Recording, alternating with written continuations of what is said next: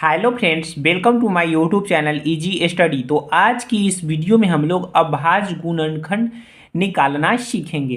तो चलिए वीडियो को स्टार्ट करते हैं। देखिए, किसी भी चीज़ को पढ़ने से पहले उसको हम लोग समझेंगे कि वो होता क्या है। ठीक है, तो देखिए यहाँ लिखा हुआ है अभाज्य गुणनखंड। तो सबसे पहले जानेंगे कि अभाज्य संख्या होता क्या है, यानी अभाज्य संख्या किसको कहते हैं। ठीक है, तो अब हम लोग देखेंगे। तो देखिए यहाँ लिखा हुआ है भाज्य संख्या वैसी संख्या जो केवल एक से और अपने आप से कटे उसे अभाज्य संख्या कहते हैं। यानी वैसी संख्या जो एक से कटे और अपने आप से कटे उसी को अभाज्य संख्या कहेंगे। जैसे दो है, तो देखिए दो है तो दो को जब काटेंगे यानी भाग देंगे दो में भाग देंगे तो ये किससे एक से लगेगा, यानी एक से कटेगा। और ये किससे कटेगा, दो से कटेगा, यानी दो में दो से भाग देंगे तो ये कटेगा। इसके बाद ये और किसी भी संख्या से नहीं कटेगा। जैसे यहाँ देखिए पाँच है तो पाँच को काटेंगे तो ये सिर्फ एक से कटेगा, यानी पाँच एकम पाँच। और फिर इसको अगर काटेंगे तो पाँच ही से कटेगा, दो से नहीं कटेगा, तीन से भी नहीं कटेगा, चार से भी नहीं कटेगा, सिर्फ कटेगा तो पाँच से कटेगा। यानी वैसी संख्या जो एक से कटे और अपने आप से कटे यानी स्वयं से कटे उसको क्या कहते हैं, अभाज्य संख्या। ठीक है, जैसे देखिए क्या क्या अभाज्य संख्या है, दो, तीन, पाँच, सात, 11, 13 ऐसे अभाज्य संख्या है। तो अब हम लोग क्वेश्चन में चलेंगे। अब समझेंगे गुणनखंड क्या होता है। तो गुणनखंड को जब तोड़ेंगे ना, इसको तोड़ेंगे तो इसको ऐसे लिखा जाएगा, गुणा प्लस खंड, और इसको मिलाएंगे तो बन जाएगा गुणनखंड। तो गुणा प्लस खंड का मतलब हो गया कि गुणा का मतलब क्या होता है, गुणा। ठीक है, और खंड का मतलब होता है टुकड़ा।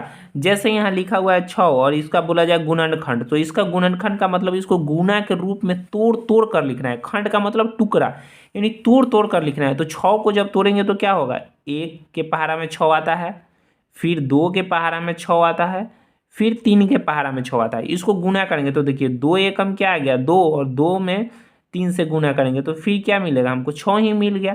तो इसी को कहते हैं गुणनखंड। और अभाज्य संख्या आप समझ ही गए हैं कि वैसी संख्या जो स्वयं से कटे और एक से कटे उसको अभाज्य संख्या कहते हैं। तो अब हम क्वेश्चन लेंगे और अभाज्य गुणनखंड को निकालना सीखेंगे। तो देखिए यहाँ एक हम क्वेश्चन ले लिए हैं और इसका निकालना है अभाज्य गुणनखंड। तो अभाज्य गुणनखंड निकालने के लिए सबसे पहले क्या करेंगे, एक ऐसा डंडा लेंगे। ठीक है, ऐसे ले लिए, फिर इसको ऐसे कर देंगे, ये हो गया।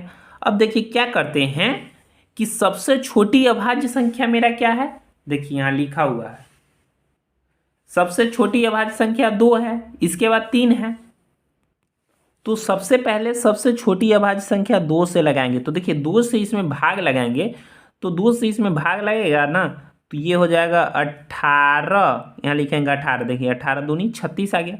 फिर इसमें देखेंगे कि अब किससे लगेगा, तो फिर इसमें 2 से लगाएंगे तो 2 9 में क्या आ जाएगा 18। फिर देखिए अब 2 के पहाड़ा में तो 9 आता नहीं है, तो अब इसमें इसके बाद 2 के बाद अभाज्य संख्या 3 है तो 3 से लगाएंगे। तो 3 से जब इसमें भाग लगाएंगे तो 3 के पहाड़ा में 9 कितने बार में आता है, 3 बार में, तो यहाँ लिखे 3। फिर देखिए ये 3 आ गया तो 3 किसके पहाड़ा में आता है, 3 के पहाड़ा में, तो लिखे 3। अब क्या आ गया 1। तो देखिए ये हो गया खत्म। अब इसको लिखेंगे कैसे, तो इसको लिखने के लिए ऐसे लिख सकते हैं 36 इक्वल टू, देखिए कितना 2 है, 1 2, तो लिखेंगे 1 2 गुने 2 गुने 3 गुने 3। ठीक है, और इसको जब मल्टीप्लाई करेंगे तो 36 आ जाएगा। और एक और दूसरा तरीका है इसको लिखने का, क्या देखिए 2 क्या बार है, 2 बार, तो लिखेंगे 2 और इस पे पावर लिख देंगे 2, क्योंकि 2 बार है तो 2 लिख दी। फिर गुना लिखेंगे 3 कितने बार है, 2 बार, तो लिखेंगे 3 पे पावर 2। तो ये दोनों में से किसी को भी लिख सकते हैं। तो ये था गुणनखंड निकालने का तरीका। तो एक और हम क्वेश्चन लेते हैं और आप लोग को और अच्छे से बताते हैं। अब देखिए दूसरा क्वेश्चन आएगा कि 120 का गुणनखंड निकालना है, तो इसको कैसे निकालेंगे। फिर वैसे ही करेंगे, एक ऐसा डंडा लेंगे और फिर यहाँ से ऐसे इसको घेरेंगे। अब सबसे छोटी अभाज्य संख्या क्या है मेरा, 2, तो 2 से देखेंगे कि 2 की पहाड़ा में, यानी इसको 2 संख्या का देखेंगे तो 12 आ जाता है, 0। ठीक है, तो इसमें 2 से डिवाइड हो जाएगा, यानी 2 से 12। तो 2 से देखेंगे तो क्या, देखिए 2 6 क्या होता है 12, और 0 है तो 0 उतार देंगे। ठीक है, यानी 60 आ गया, यानी 60 दूनी 120। फिर इसमें 2 से भाग लगा देंगे क्योंकि लग जाएगा, यानी 2 तिया 6 आ जाएगा, जीरो का जीरो लिख देंगे। फिर देखिए 2 से लगाएंगे तो क्या आ जाएगा 30, यानी 30 दूनी 60 मिल जाएगा, ठीक है। फिर देखिए इसमें 2 से लगा देंगे तो क्या मिलेगा 15, यानी 15 दूनी क्या आ जाएगा 30। फिर देखिए इसमें अब 2 से नहीं लगाया क्योंकि 2 के पहाड़ा में तो 15 आता नहीं है, तो अब लगाएंगे 3 से, क्योंकि 2 के बाद दूसरा अभाज्य संख्या 3 है, तो 3 से लगाएंगे। तो देखिए 3 के पहाड़ा में 15 कितने बार में 5 बार में, ठीक है। इसके बाद देखिए क्या है, अब देखिए 5 आ गया, तो 3 के बाद अभाज्य संख्या क्या है 5 है, तो फिर 5 से लगाएंगे।